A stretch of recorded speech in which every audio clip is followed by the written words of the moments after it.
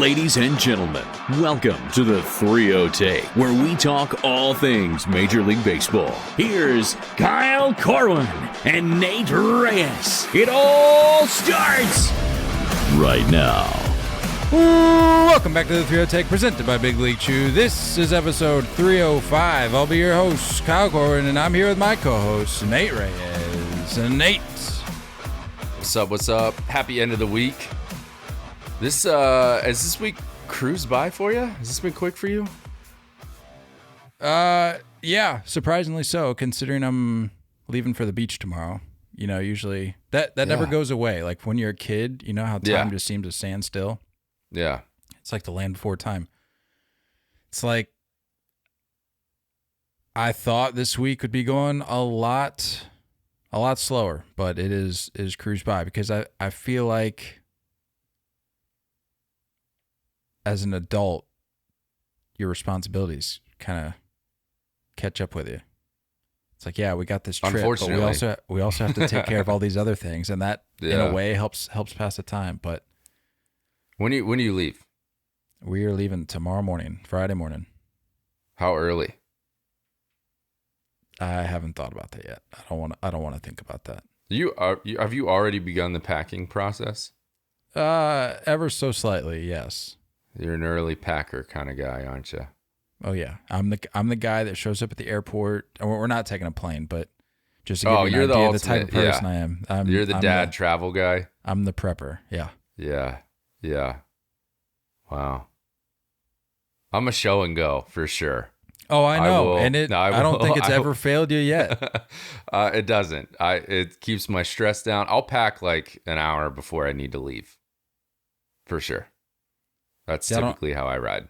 I don't understand how that helps keep your stress down. I feel like if you're up against the clock, that would only induce stress. No, I don't waste time. I'm not showing up to the airport 3 hours early. It just won't happen. Can't do it. Won't do it. That's fair. Packing. Done it a million times. We pack the same things. That's true. I'm gonna pack travel. 14 pairs of boxers, like I'm gonna poop myself 3 times a day, and then I'll definitely forget like a pair of bottoms. You know what I mean? Like I'll have like a pair of jeans, a pair of shorts, but I'll have like 8 t-shirts, and I'm like, what was I thinking there? It's typical. It happens every time, no matter how early or how late I pack. It's just the way it goes. Yeah, I'm definitely an overpacker for sure. Yeah, just stuffed. Do you have something you have to pack with? Like it has to come with you. Not like normal stuff like toothbrush, charger, like an article of clothing or like a piece of jewelry or something that like has to come with you. I always have to have a watch with me. Okay. I'm weird, dude. I can't go about my day with nothing on my wrist. Like I have to have a rubber band. I have to have a watch. I have to have our old Stay Filthy bracelets. I gotta have something. Yeah. Or else I just feel naked. Yeah. But yeah, man, it's weird. The thought process behind my packing is wild. Like you're onto something. It's almost as though I'm anticipating a week of sickness and bowel movements. Yeah. Around the clock. It's like, when has this ever happened to me, and why am I assuming that it's going to be happening to me this week? Right. And also, I pack as such. I like how you pack as if like worst case scenario, you're just going to be left in the desert with nothing around to shop. Like if something happens where I'm like, oh, I forgot a couple pairs of socks or whatever, I'll just pop over to the store wherever I'm at. Just get a couple pairs of socks, like whatever, no big deal. But if you overpack, you're like, I'm going on a desert island. I will never see another human again. So I'm just going to fill my bag with crap. Yeah, it's though, and I'm sure this thought has crossed my mind at one point or another. It's as if I'm packing knowing that I'm not coming back. It's like, all right, what can I be okay with leaving behind? The apartment's going to burn down. I'm going to be stuck out on this island by myself. Correct. With nothing around. What do I need to take with me? Yeah. And what do I need to survive? That's how I pack, and it's terrible. But that's how I pack. I am bad with shoes. I'll be honest. That's the one thing where I really overpack is shoes. I like variety of shoes. Yeah, I like having options of what I would wear as if I were at home whenever I travel. But in reality, you're going to be at a beach house and in the sand every day, right? Yeah. You're not going anywhere. No. You go to the boardwalk once, right? I mean, we're going to do our annual trip to mini golf, the family mini golf game, but that's about it. Are you reigning champ there? No, dude. No? I'm incredible at mini golf, but for some reason I lock up every time we do this. And they know it too. The family knows it. The pressure. It's insane. I lock up, I freeze up, I just can't power through. It's terrible. What does the winner get? I honestly can't remember. I want to say it changes this year. Maybe I need to make a proposal this year. Maybe I need to throw something out there. Maybe I need to play for something. That's the move. There you go. Play for like, so whenever we did like family beach trips, it was always like you had to rotate for cooking. Like everyone had their own, like each day they had to like prepare their own meal. Yeah. And like cook it for the family, right? Maybe that's like what you play for. It's like you don't have to, or you get to choose. Or you like order pizza or something instead, and everyone else has to buy. Yeah, there you go. You just need a little motivation. What's the point of competing if there's nothing at the end of the line? So maybe that's all that was. You're just getting held up a little bit. I believe in you. Thank you. The little rubber putters. Oh, Is yeah. that what you're rocking? Yeah. Oh, yeah. And it's like the Black Pearl. It's one of those pirate courses. So yeah, we'll see how it goes. I'll keep you updated. I'll let you guys know. Wear a GoPro. I'd love to get this content. I'd love to be able to see everything. It'll be the next YouTube video going up on our channel. Let's look at some voicemails. We got 2 lined up here. So let's get into those real quick. Love and it. We'll talk some ball. How we doing, fellas? AJ Torres from Danbury, Connecticut. By me, there's a couple old head Dodger fans. They've been watching the Dodgers since they were kids in the 40s and 50s. I get a lot of questions about them saying, hey, if they win the World Series this year, does that make the one during the COVID year in 2020 count, or is it still considered a Mickey Mouse ring? Love the show, fellas. Keep it up. Take it easy. So I've actually thought about this. Like if I might be in the minority here, but if I'm the Dodgers, if I'm a Dodgers fan and they win the World Series in 2022, in a weird way, and again, this is just me, but in a weird way, it's almost as though this is the one that I would latch onto. It's like, okay, we finally got the real one. It's like, yeah, 2020 is great, but we don't have to hold so tightly to that where it's like, that's our only one for the next however many years. If you can get a real one, quotations, if you can get a real one, because we've already made our thoughts known on the 2020. Yeah. Right? Like all 29 other teams had an opportunity to do what the Dodgers did, and they didn't. Yeah. With that said, if they can do it this year, I may feel a little differently if I'm a Dodgers fan about the ring in 2020. I don't know. That's just me. Yeah, I mean, I think we've shared our opinion. I like that. If there's a trophy being handed out, like, what do you? I don't know. What do you want? You want to not award that? Do you want to count that against people, like, for winning it? If they're handing it out, it's still a ring, still a trophy.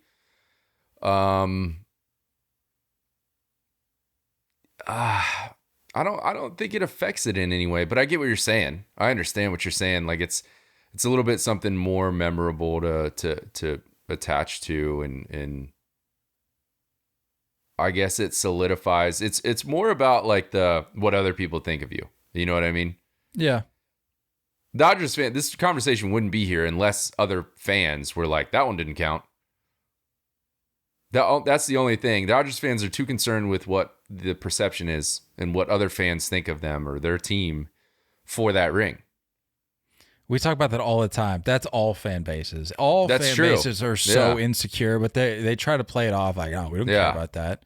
But yet they're the ones talking about other teams that they claim that they're above. Baseball makes no, sports in general makes no sense to me sometimes. I don't understand. Yeah. But that's cool though, hearing that Dodgers fans are just still living it up there in Connecticut, still thriving. Yeah, that's wild.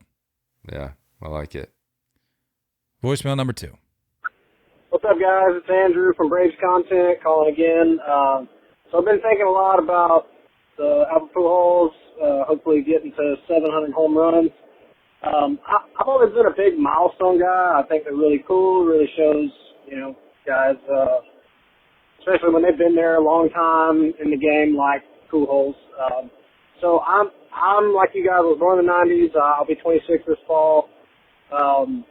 I think the biggest, milestones I've witnessed have been like 600 home runs from Pujols and Tomei and Griffey Jr. and, things like that. And I know I was around, obviously, when Barry Bonds hit his 700th and then when he broke Hank Aaron's record. Even as a kid, before he ever broke that record, I always kind of viewed him as, the steroid guy. So I never really took serious any accolades that he had. I remember seeing the 756 home run on SportsCenter the next day, back when SportsCenter was actually worth watching. But anyway, I was just thinking, if Pujols gets this 700th home run, is this going to be the biggest milestone that we've witnessed? Or like with the most hype around it? The only other thing that I think I can compare it to, and I think it's bigger, but I think maybe Jeter's 3,000th hit, as a home run was pretty substantial and, just like, I couldn't believe it was happening when I watched it. So, I don't know. I just wanted to hear you guys' take on that. Maybe some memorable ones that you can remember league-wide or, for your specific teams. So I'll hang up and listen. Thanks, guys.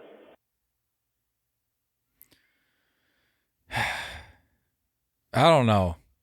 I mean, again, talking about things we've made our opinions known about, we've very much made it known how we feel about the whole Bond situation. But in terms of hype, I think regardless where you stand on the Barry Bonds issue, I don't know if you can really top that. And in terms of things that we've witnessed, like our generation, I don't know if you can top that.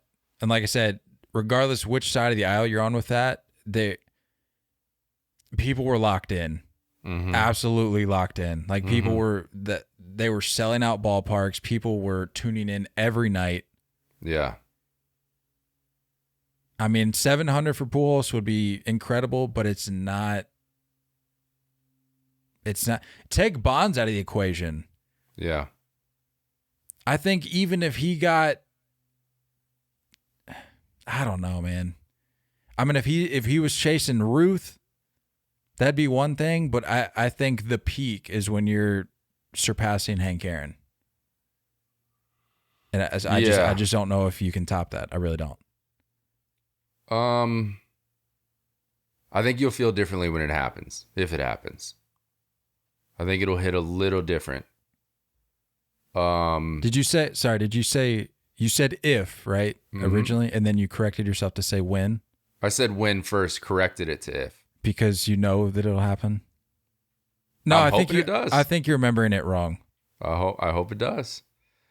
I think it'll hit a little different. That's all. 700 it's just crazy. It's absurd. I think it also shows, again, just like, say what you will about Barry Bonds, but like him and Hank Aaron, that's a different league. Like that's a different thing. And as good as Albert has been for as long as he's played, it's still short. That's what's crazy. And I think that absolutely agrees with your point. But 700 is still 700. Jeter getting to 3,000, was awesome.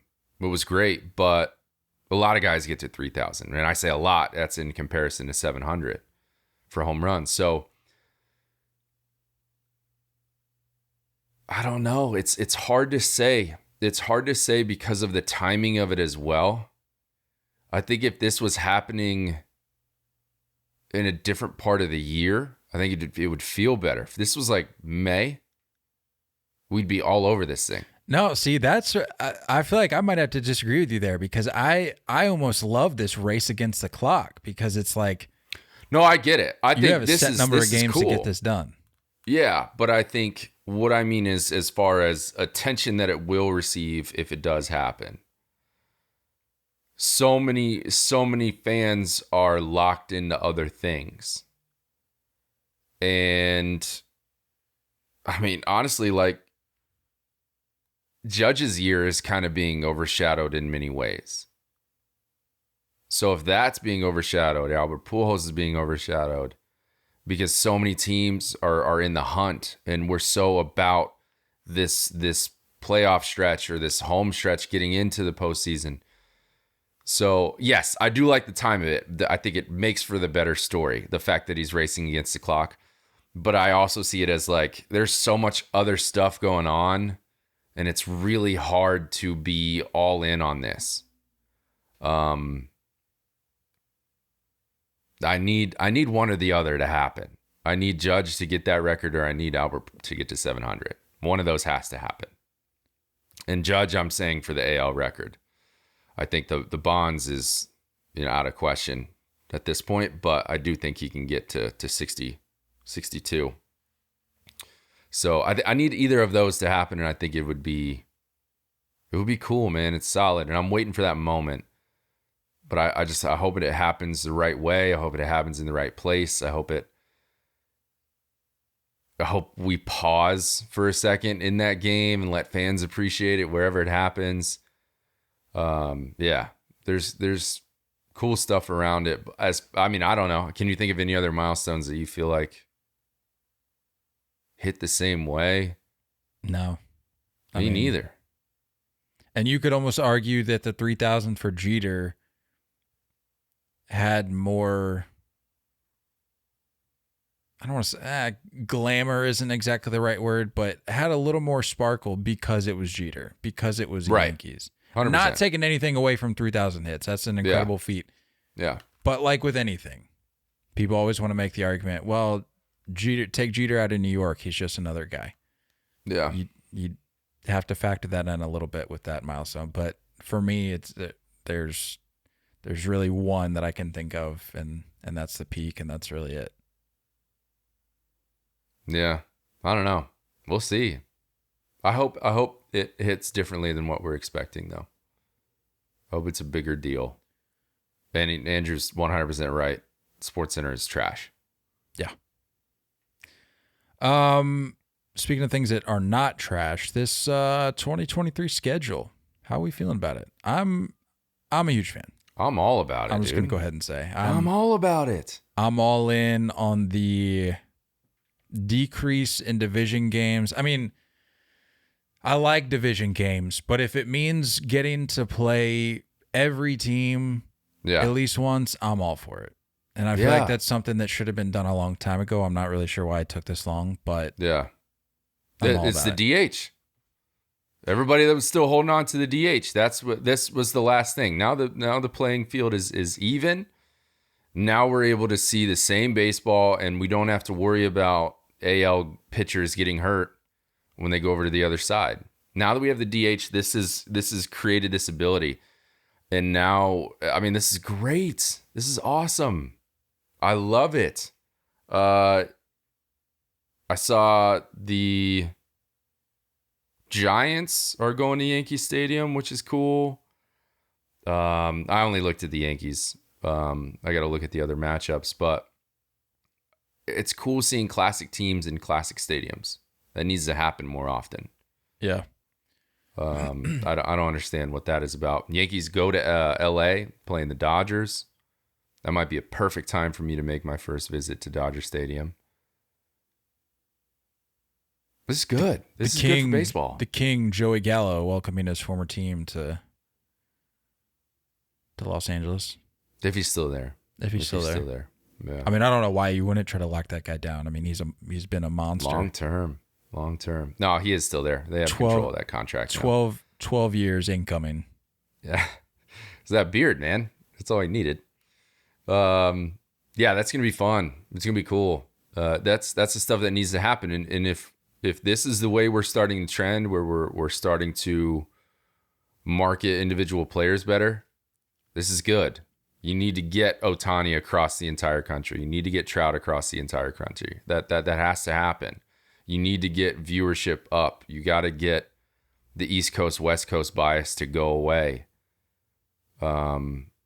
This is good. This is really good. I don't know why anyone would be against it.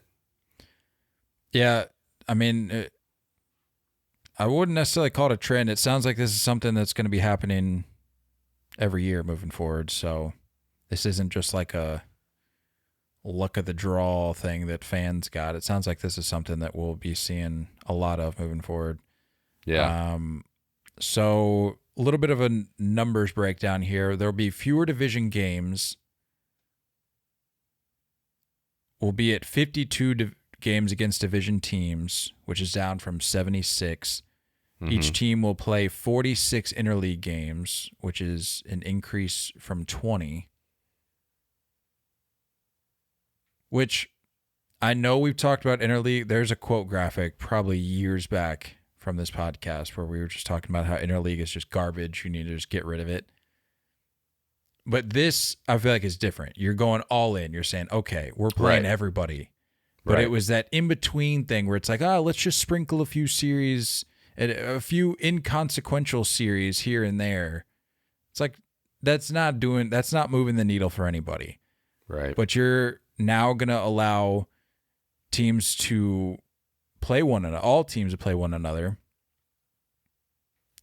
That's a much better change for me. You're committing more towards growing the game. If that's what they're going to chalk it up to, whether or not that's what they actually feel about it, if that's just one of their marketing gimmicks where they're just saying, well, we're trying to grow the game, we'll get Shohei all over the place, that's fine. But the reality of it is that's what's happening, and I'm here for it. I'm not really all that concerned with the intentionality behind it or whatever. But it does change the postseason a little bit. Not in terms of the format, but it just changes the road to the postseason because now you're putting less of a value on divisional games, which then the first division that comes to mind is the American League Central for me, where it's like now historically you've been able to just beat up on some bad division teams and you can squeak in.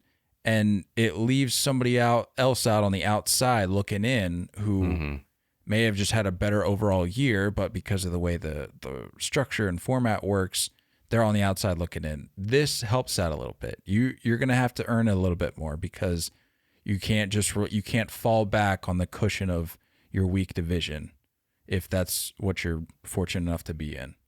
Sure. Yeah, I agree. I absolutely agree. You can't hide. Can't hide in your division. And I do think that, it could get to that point where, these teams they know each other so well. And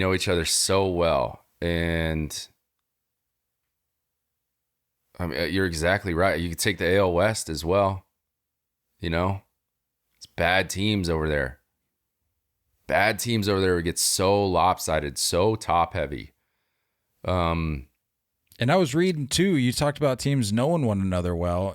I was reading earlier where it changes the moves that you make throughout the year. It changes the trade deadline because you're not having to necessarily structure your team or your personnel around strengths and weaknesses of teams within your division because you feel like that's what you have to bulk up for. That's what you have to prepare for. Because there's less of an emphasis on these divisional games, it just changes the approach. And I'll be curious to see. We probably won't know because we're not in these backroom meetings in the war rooms at the deadline. But I would imagine that it would change the approach of some of these teams, especially when it comes time for the deadline. Yeah. Yeah. I mean, I think on the fan side of things too,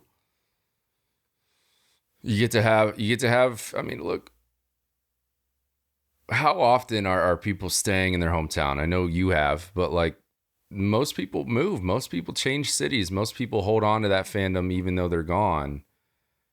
And an opportunity to have that team come back into this city that they're now living, or, vice versa. I think it allows more exposure, and kids get to see players for the first time. And, imagine, it's not like Mike Trout doesn't already have a ton of fans, but like imagine a kid, kid that lives in Queens gets to see Mike Trout come to New York and be like, never seen this guy live before. This is amazing. I think I'm a Trout fan. I think I'm an Angels fan. Even though Dad's a Mets fan, like I think I want to go this route. So that's cool. It opens things up. It expands it a little bit. This is a no-brainer. This is perfect. But we are headed for a restructure. I think, you said moving forward, it's going to be a thing where everybody plays each other. We're headed for a restructure for sure.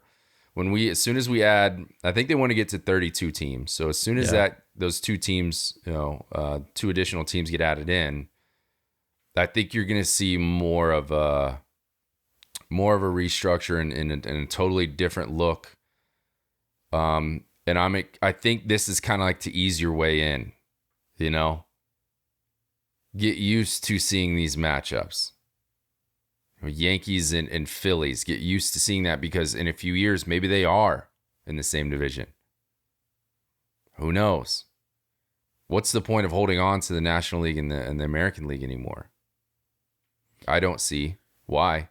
Everything's the same. This is going to be a East and West kind of thing, maybe. Yeah, like and I know NBA that may fall poorly on the ears of some baseball fans, maybe some more on the traditionalist side. But you have to remember, we haven't always had the structure that we have right now. And right. So to say like, well, why are we changing? It's like, well, we've changed before, and we're with where we're at right now, we're happy with it for the most part. Yeah. So like to say that changing or restructuring based on expansion in the future, like these things happen. Yeah. And I've really had to temper my enthusiasm, whether good or bad, about some of these changes in the game. And these are things we've talked about where it's like, it's not worth wasting your energy on. Like I remember the one thing I always go back to is like when they announced that they were installing nets down the line, people were losing their minds. I remember that. Yeah. And now you don't even think about it. You don't even think about it. And that's not to say that we should just pull the wool over our eyes as baseball fans and just let these people do whatever they want to the game. But there's certain things where it's like, it's not changing the game. Yeah, you're not changing the game. Still baseball. You're just getting more upset because you don't like change. And I get it. That's an understandable thing. But for something like a restructure, it might be a welcome change. It might help the game a little bit. We don't necessarily know for sure right now, so we can't just sit here and say, well, this is a terrible idea. We're headed down an awful road. We just don't know. I welcome it. I'm all for the expansion. I think the more big league baseball you have in this country, the better. And expansion helps that. And a restructure would just be a result of that. This is good. I think, again, we don't need to change the game. This is not us being on board with robo-umps.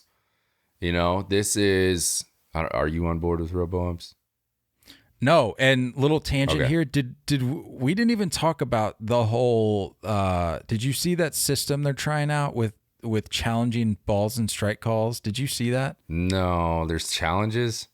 Yeah. So apparently, I don't remember. I don't know if it was the Atlantic League or they were trying it in the minors. I'd have to go back and check. And I'm sure somebody's like screaming in their phone right now. But it was basically a thing where the guy throws it, ball is received by the catcher.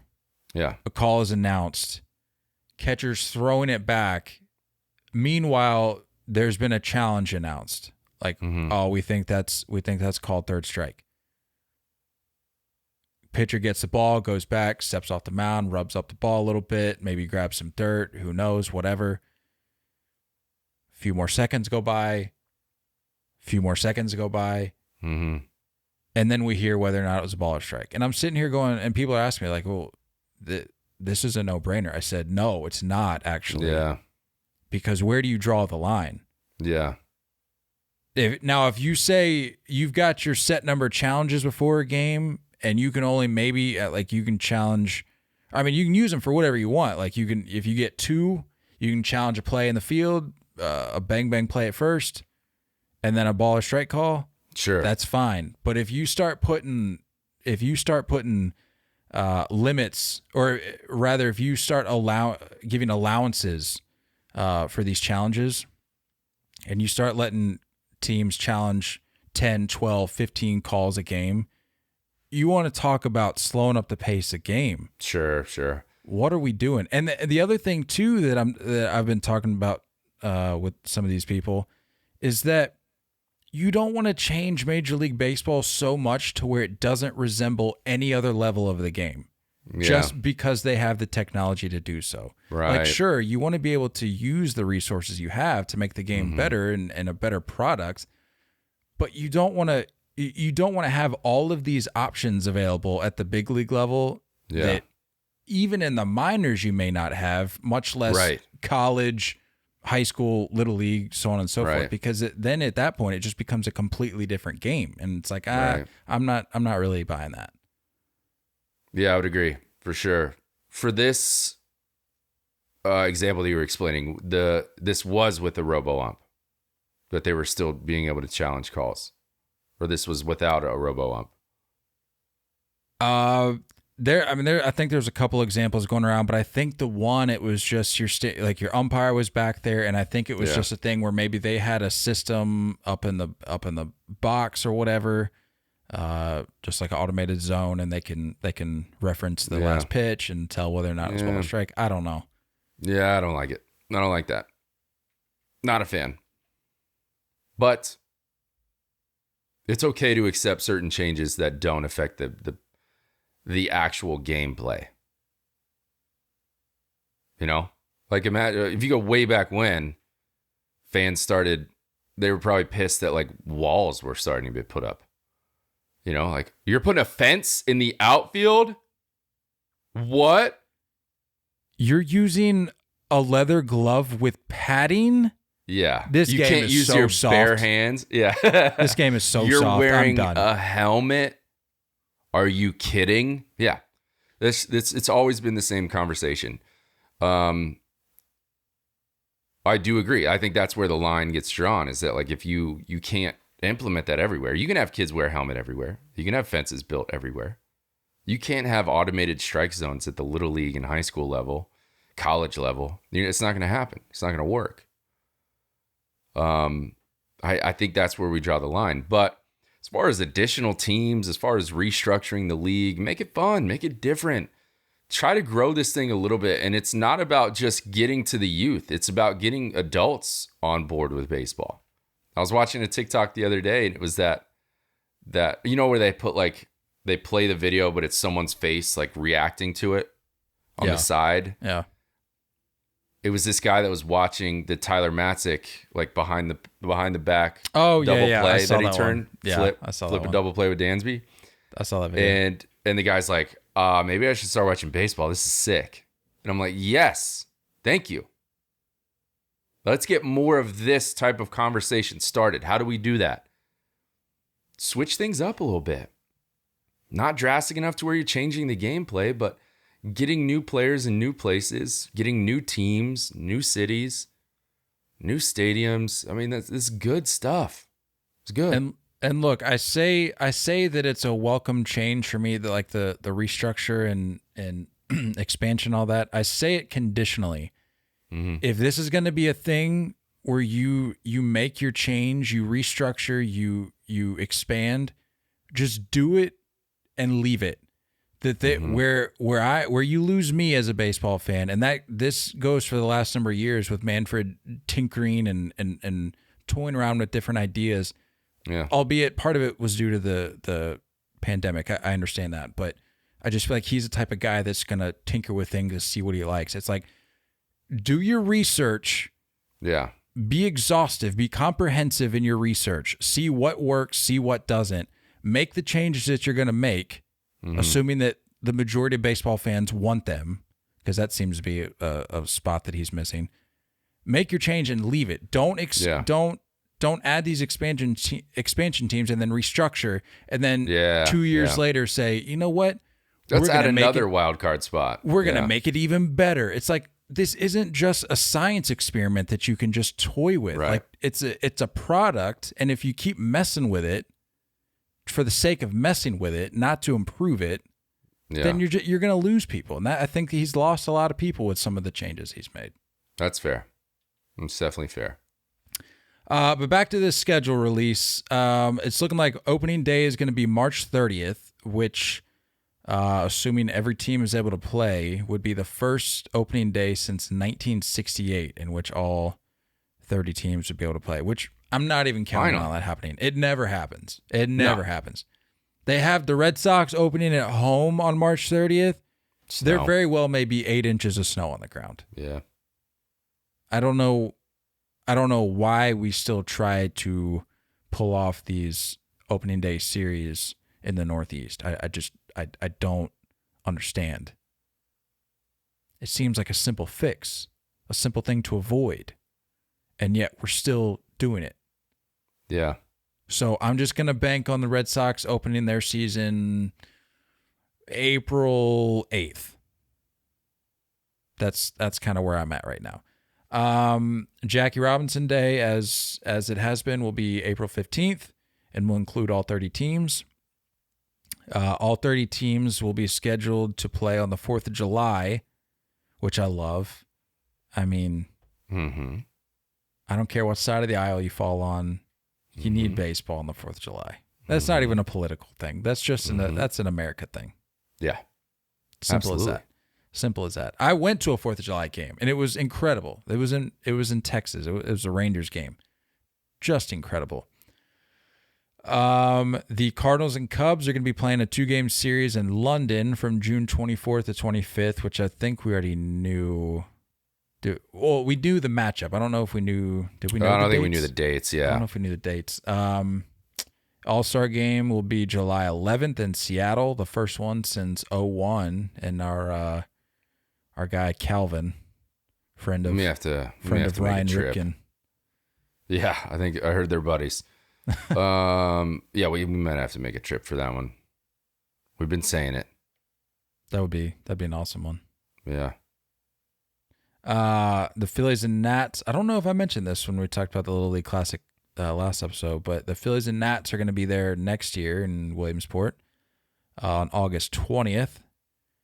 And Roberto Clemente Day will take place September 15th and will also feature 30 teams. Look, I've said it before, I'll say it again. Roberto Clemente is 21. Needs to be retired around the league. I'm sorry. Really? I'm not sorry. Think so? It does.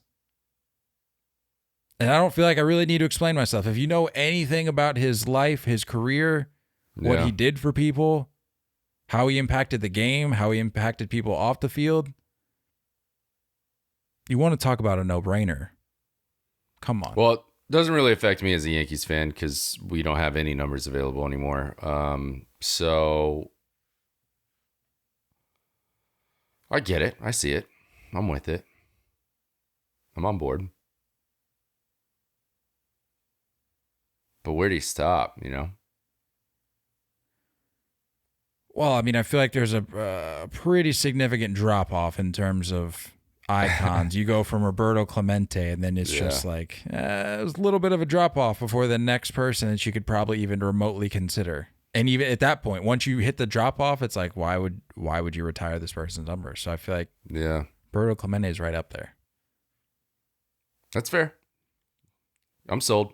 I mean, you hear guys talking all the time about I've won the World Series, I've won an MVP, but to be a winner of a Roberto Clemente Award, that's probably the thing that means most to me. And for somebody to say that, even if they're embellishing a little bit, that's got to mean something. So you're impacting lives. Yeah. I think at the very least, you have a Roberto Clemente Day where everyone wears 21. Well, what was the thing they did last year? They originally, I think it was 2020 was just the Pirates. And then last year it was open to people it was like Puerto Rican players. Mm-hmm. That's how Jackie Robinson stuff started. Same thing. It's on its way. Remember, 42 was like a select thing. Like you didn't have to if you didn't want to. Sure. And then it started to grow, and then everyone did it. And then eventually they were like, okay, this is the thing. That's how it'll go. I see it that way too. Just another thing where it's like, I just feel like it's an easy fix. Yeah. And then the regular season is set to finish on October 1st, day before my birthday, for anybody keeping track at home. A little bit shorter than this year, yeah? Yeah. It says if all goes planned. This year we go to like October 10th, 12th. It's a little later. I mean, the World Series will we're going to be playing into November for sure. Mm-hmm. Next year they said if all goes to plan, it looks like we'll be back to just ending October baseball. Yeah. Thank you. Finally. Baseball does not belong in November. Yeah. It really doesn't. No. Mm-mm. Although I would argue that I would be in the camp of saying it belongs in November more than it belongs in March. It does. Opening day baseball should not be in March. I'm sorry. I'm fair. I'm cool with that. I like that. That's a hill I'm willing to die on. Yeah. Yeah. April for sure. Come on. Why do you have to squeeze in those 2 days? I do like that everyone's playing though. I do like that everyone's playing. Oh yeah, I don't care when you start the season at that point. Yeah. Just give me all teams playing. This whole like half and half business drives me crazy. It's the worst. Yeah. No, thank you. Anything pique your interest about this schedule update for next year? Anything you're looking forward to? I mean, I think Yankees in LA is probably my top thing. I would say the Sox are coming to DC. I mentioned that. Yeah. See you the other day. Love that. Yeah, I mean it's good. This is good for baseball. I don't understand why anybody would argue anything else. This is good for fans. I like seeing it. I like seeing different matchups. I did see a point that it was like you always have a World Series rematch every year, which I thought was kind of cool. When you think about it, you're always going to have that rematch. Yep. That's good. I like that. There's rivalries that can start to get built now that are outside of just your division or outside of just your league. Rivalries can start to get built, and that's good. Good for baseball. You want these teams to start to get a little chippy, get a little bit more competitive, start to hate each other. And then I think the wild card, the end of the wild card race is going to start to get a little bit more intriguing. Because like now, if you just take like the current setup, I mean, what is it? Like the Rays and the Orioles are the two division ones that are in the conversation. So if they match up for the last couple weeks in the season, it's such a drastic change. If the Orioles get swept there, I mean that's a 6 or 8 game, difference maker for depending on who's behind them. So I don't like that. But if you start mixing in these interleague matchups, it's like that stays snug. I think the interleague makes the wild card stuff stay snug, and I like that. Yeah, that's a good point. Yeah, and that just goes back to what I was saying about it really shifts the makeup or the road, I should say, to the postseason. It makes it it'll hopefully make it a little more intriguing down the home stretch. Also, I'll officially say that I'm kind of excited for this additional wild card situation. It's starting to get to me now. But this is where let's leave it here. Even when we expand, even if we expand 2 more teams, still leave it here. I like this. Don't touch it. This is interesting. Keep it that way. Again, that goes back to my thing where I'm like, if this is a thing that we're going to do, leave it for at least like a number of years. We need like a good 15 or 20 years to let things play out sometimes. Don't give us this and then 2 years later be like, guess what's coming? Yeah. No. A 4th and 5th wild card team per league. Everybody's in the postseason now. Yeah, no. I bet you guys would like that, huh? No, Commissioner, we wouldn't, actually. Well, it's coming. No, Robbie, we don't want that. Ridiculous. Tell us about our friends at Big League Chew. Who? Big League Chew. Never heard of them. BLC? The Big League Chew? The gum you see behind me? Chew. The Hall of Fame gum? Yeah. Come on now. Founded by former left-handed pitcher Rob Nelson, Big League Chew started from humble beginnings in the Portland Mavericks bullpen in 1977. For more than 40 years, the iconic pouches packed with shredded, flavorful bubblegum has become the #1 shredded gum of athletes everywhere. Big League Chew has sold more than 900 million pouches and is designated as the Hall of Fame bubblegum. Grab some gum and head to Big League Chew's social media channels at Big League Chew on Twitter, at Big League Chew Gum on Instagram to show off your Big League bubbles. You can also find a list of retailers or purchase any of their products directly from their website at bigleaguechew.com. Big League Chew. Big League Chew. Big League Chew. So that fraudulent organization out west that dons the name Los Angeles, even though it's in Anaheim. I've heard of them. They're Arte Moreno is talking about selling it. I don't hate it. Let me be the first to say, good. Yeah. Good. This is long overdue. It's time. This is long overdue. Ask any Angels fan, they'll tell you the same thing. I mean, this guy has just been handicapping this team for years. Yeah. It's a must. It's got to happen. What was the deal with the stadium stuff a couple months ago? Was there something weird about the stadium? Weren't they were like trying to sell the stadium or something? Yeah. And then the city stepped in, I think. Yeah, I think that's something like that. And then like the FBI gets involved and it's like, oh yeah, no, we're just kidding. This is a whole lot of weird stuff going on. Yeah. It's time for a change. It's time to mix things up. I will say this is probably the most sellable point. You know, they've got it down to where, you know, some contracts are being managed and it's in a decent spot moving forward. In reality, I mean, you only have Mike Trout and Rendon contracts to worry about. So I think it's going to be okay. I think someone's going to be okay picking that up. Trying to find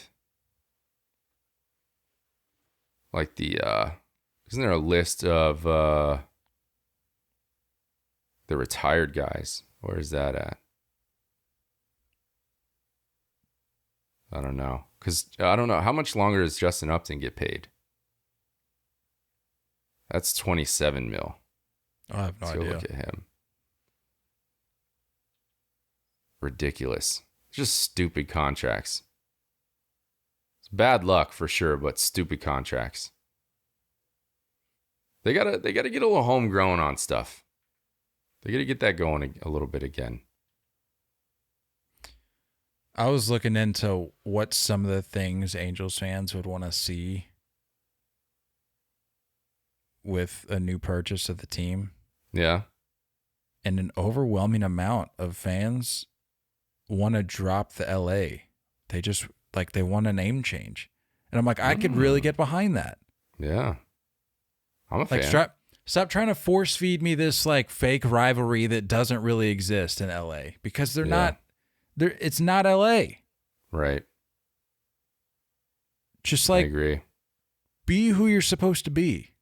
Don't try to force feed me it. Justin Upton does not get paid next year by the Angels, by the way. Yeah.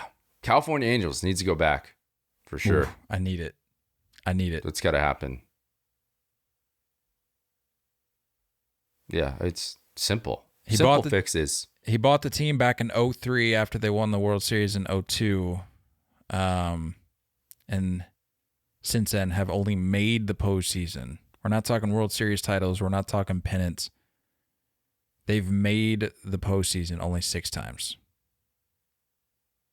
And haven't been there since 2014.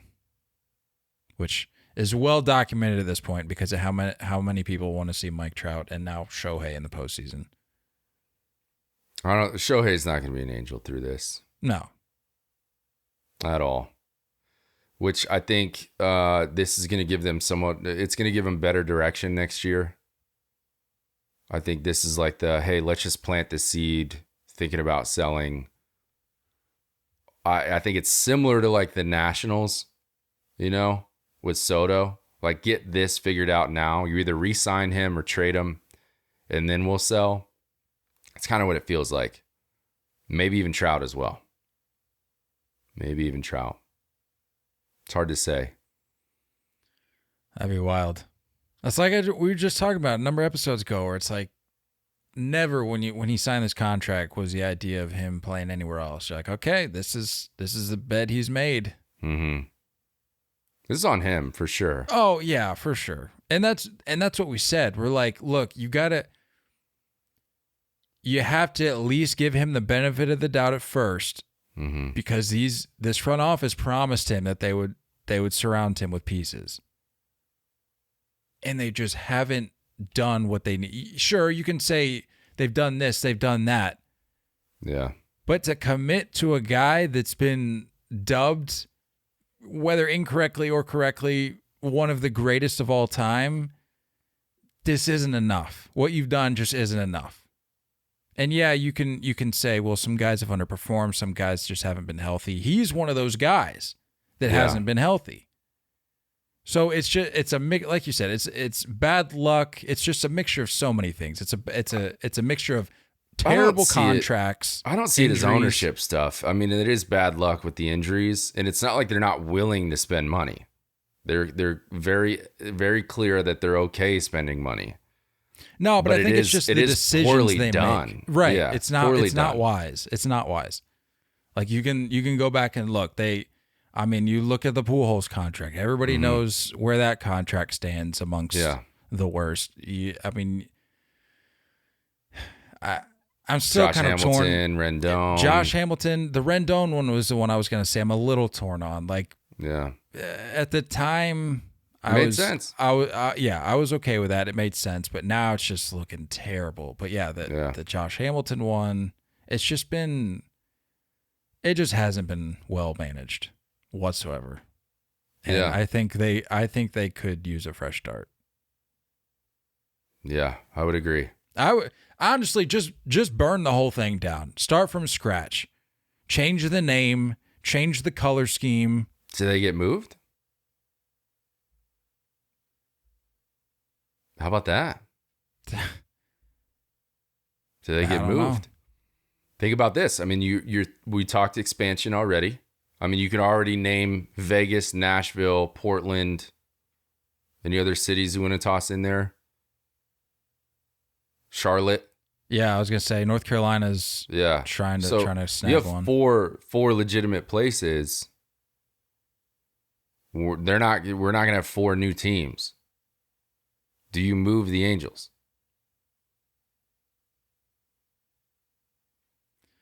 They don't fit there anyway. I don't know. Yeah, but I mean, you're talking about pulling a team from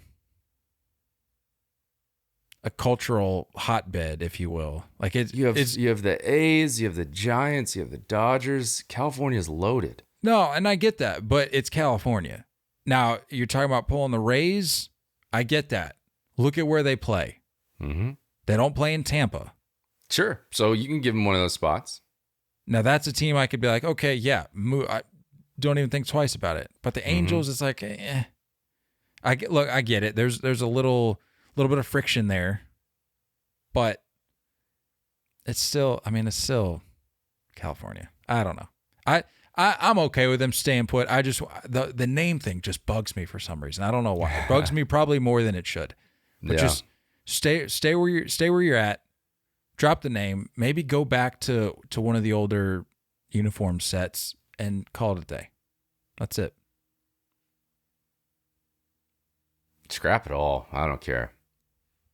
Irrelevant. I mean, at the end of the day, franchise. Fraudulent organization. Rebrand yourself to the fraudulent organization of Anaheim. There you go. You have to add the of Anaheim part. Fraudulent organization of Anaheim. We still got a weekend preview to run through here real quick. So let me just let's close the book here, shall we? Bryce Harper, he's ready. Just woke up and was like, yeah, I'm better than everybody immediately. Been gone for a month and a half, but first game back, first rehab game, I should say, hits 2 home runs. The next game, walk-off double, which I'm not going to lie, I watched that video and it kind of made me uncomfortable because I'm like, this guy's the coming celebration, back. You're saying? Yeah, I'm like, this guy's coming, weird. like he's rehabbing. Let's not be beating this guy up too much. Yeah. Because we've seen some weird things happen in post-game celebrations. Yeah, no, for or sure. Walk-off celebrations, I should say. I thought it was a little weird, but like, I think it's important for those opportunities for like the superstar to buy in for a sec. Like, how many guys on that field are gonna walk away from this game and say, you know what, I celebrated with Bryce Harper on the field. I didn't get my time in the big leagues. I didn't get to put up those huge baseball reference numbers, but I got to celebrate a walk-off with Bryce Harper on the field. That's cool. So I think he should just be a part of that moment and let it happen. Because those guys are competing. As much as Bryce Harper doesn't care about the AAA, or, was it AAA, AA? Yeah. He doesn't care about the result of it, right? He's not too worried about their season, but those guys are competing. Those guys are fighting for the, whatever postseason that they have down there, the structure they have. They're fighting for it. So it's like, be a part of that moment for a sec, be into it, and I'm cool with it. Well, it's ironic that you talk about those guys buying in because he's the only guy on the field with a Phillies helmet on. Everybody else has that, yeah. I'm like, come on, you couldn't hook the guy up with like a team issued helmet. Tatis did it too. The ear flap. Tatis had it too when he was on his rehab. He had the Padres, like the SD. Like, if it's just because of the ear flap thing, just like, surely you have to have a way of making that work with the team issued helmet. Anyway, no idea. But did you see the guy that gave up the home run to Harper in his first game back? I don't know if you saw the comments on the video I posted. It was Jared Schuster, the guy we interviewed, the first round pick of the. Oh, was it really? First round draft pick of the Braves. Tough. And I posted the video, and he posted like a frowny face. And then I was like, "What is this about?" And then I went back, and I was like, "Oh my God, that was him, just hitting a nuke off him." I'm like, "That's a tough look." Sorry, buddy. That's tough. But I told him, I was like, I think we can all let this slide. I mean, it's a reigning MVP. We can let it slide. O'Neal Cruz. He looks good though. Oh, he looks really good. It's time. I need him in fantasy. O'Neal Cruz, hardest hit batted ball in StatCast era history. 122.4. And it was a single. I know. That's how hard it was hit. It was off the wall, right? And it ended up as a single. Because there was a guy on first too, but if there was any lift on that, if there was any launching on that ball might be going over the Allegheny. Forget the bottom of the Allegheny. Smashed. That's hitting a building across the street. This is good too. This is what he's capable of. So he now holds the hardest throw from an infielder in StatCast era, and now the hardest hit ball in the StatCast era. And this guy's capable of stuff. the tallest shortstop in baseball. This is good, dude. Come on, Pittsburgh. Let's go Pirates. Let's go Pirates, huh? How about it? Let's go. Another note here, J-Rod officially joins the 2020 club. First player to do so for the Mariners since 2002. It's kind of hard to believe, but not really if you think about it. 2020, 2002. A-Rod was already in Texas, right? I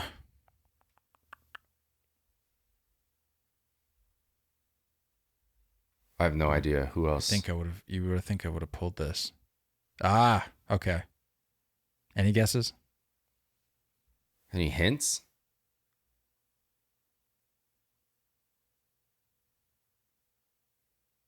He has my brother's initials.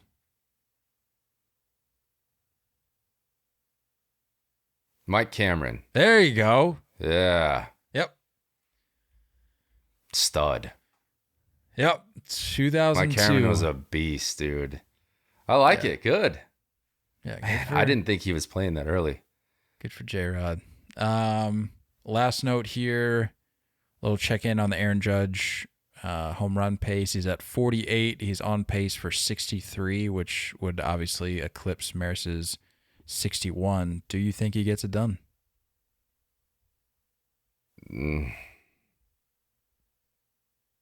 What is that? I don't know. What is that I groan? want it, dude. I want it bad, but like, I don't think you understand. We don't care. Are you going to tell me? Are you going to tell me how hard it is to hit 60 plus home runs? Yankee fans don't tap care. into your journey? None of this matters if it doesn't end in a ring. None of this matters. I don't care about any of this. When they were on pace to absolutely demolish the field in the regular season before August hit, it didn't matter. I don't care. I love Aaron Judge. Yes, I want him to do it. Yes, I think he can, but I don't care. None of this matters to me. I need a ring so bad. I need a trophy so bad. I don't care about anything else. Look, I wouldn't want that considering the fandom I claim. Yeah. But I feel like the podcast needs it. We need to see Unbearable Nate because they got their dose of me back in 18. For years. They had their dose of me back in 18. And that was like raw and unfiltered, Kyle. That was like, This is our first postseason on the pod. Let's try to get a little spicy, get our numbers up. They got their dose of me, but I'm curious what a ring would do for the old sad. I need it so losing bad, interest dude. in Nate. I need it so bad. I need it. Yeah, I think he could do it for sure. He's just. I was kind of watching like some mechanical stuff that he's been like working on, the difference between this year and any other year, and it's like this back hip coil stack around kind of thing, and it's just like he looks good. And they put it in perspective the other day when he went 9 games without a home run, and it was his longest stretch of the season. And I'm like, yeah, that's stupid. The drought ended. Yeah, how about that? That's stupid. For the sake of time, let's be quick with this weekend series preview. Let's just breeze through it here. But before we do that, I got some big news. SeatGeek promo code has officially been changed, so all you cool cats and kittens can go ahead and be getting those tickets using our updated promo code. SeatGeek is the answer to all your ticket needs. You're looking for tickets, you have plans with friends or family to make it to an upcoming game or concert, or you're even looking months ahead to nail down a date to get tickets before they sell out. With SeatGeek, you can find tickets to games, concert shows, and even theater performances with just a few easy clicks, for making it even better for you if you are a first-time user of SeatGeek. Next time you add some tickets to your cart, use our promo code THREEOH, TAKE. That's the number 3 spelled out, OH, TAKE. That's our social handle at Bingo. checkout to save $20 instantly off your first purchase as a first-time user. It's all you got to do to save some of that. Cold hard cash. Some things never change. Come on now. Some things never change. Enter promo code 30TAKE. That's our social handle, all spelled out at checkout. Weekend series preview. What do we got on deck this weekend? We got the Braves and the Cardinals. We're looking at game one matchup between Spencer Strider and Jose Quintana. Spencer Strider is 7-4 with a 2.95 ERA. Opponents are hitting a mere 181. This kid's good. His last outing, 6 innings against Houston, only allowed 1 run on 3 hits, 9 Ks, and 2 walks. Quintana for the Cardinals, acquisition from the Pirates, is 4-5 with an ERA of 3.45. Opponents are hitting 252 off him. His last outing was 2 2/3 against the Diamondbacks, 2 earned runs, 7 hits, no strikeouts, and 3 walks. Solid year for him. Game 2, which is on Fox. Apparently, the baseball media world thinks that this is the series to tune into because you got 2 primetime games. Game 2 is on Fox. You got Charlie Morton going up against the curse of the Yankees, Jordan Montgomery. Valid. Charlie Morton is 6.5 with a 3.99 ERA. Opponents are in 2.25. His last outing against Houston was 6 innings, allowing 2 earned runs on 5 hits, 11 Ks, and 2 walks. Jordan Montgomery, 7-3, a 3.08 ERA. Opponents are hitting 2.22 against him. And his last outing was a 1-hit shutout against the Cubs with 7 Ks and no walks. Closing it out, So game good. 3. Disgusting, dude.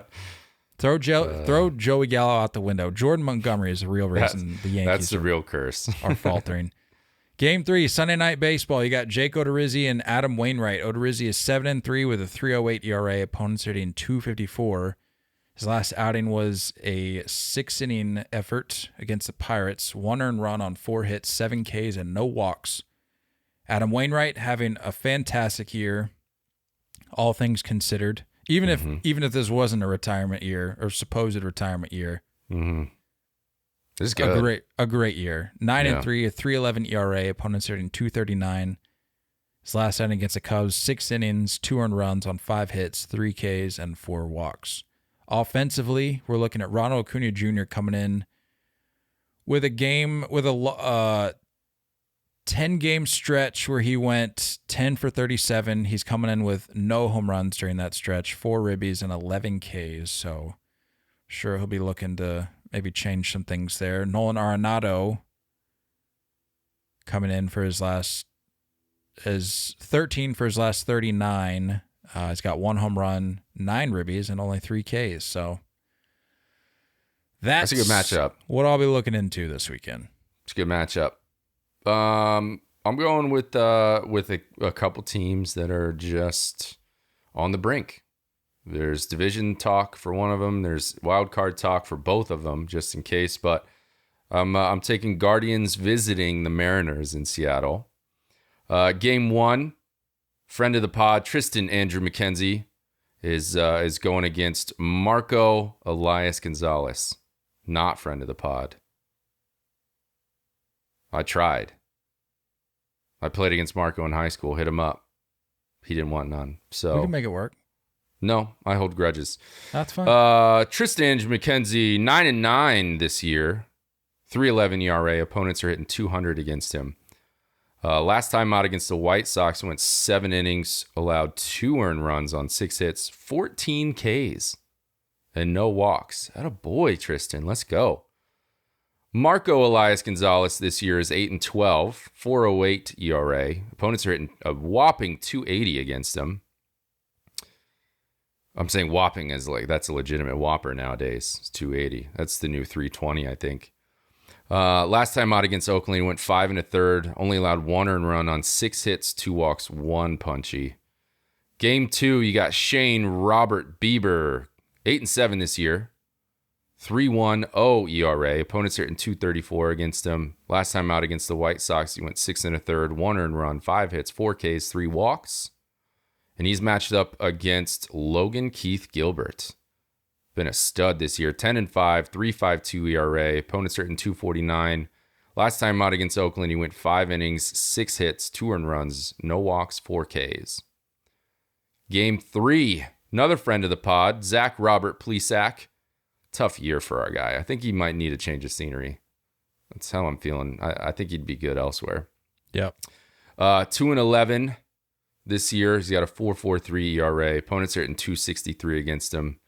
Last time out against Detroit, he went 5 1/3, allowed 4 earned runs, 9 hits, 3 walks, 3 Ks. And he's matched up, tough matchup against clutch trade deadline ad by the Mariners, Luis Miguel Castillo. 5-5 this year, 2.93 ERA. Opponents are hitting .209 against him.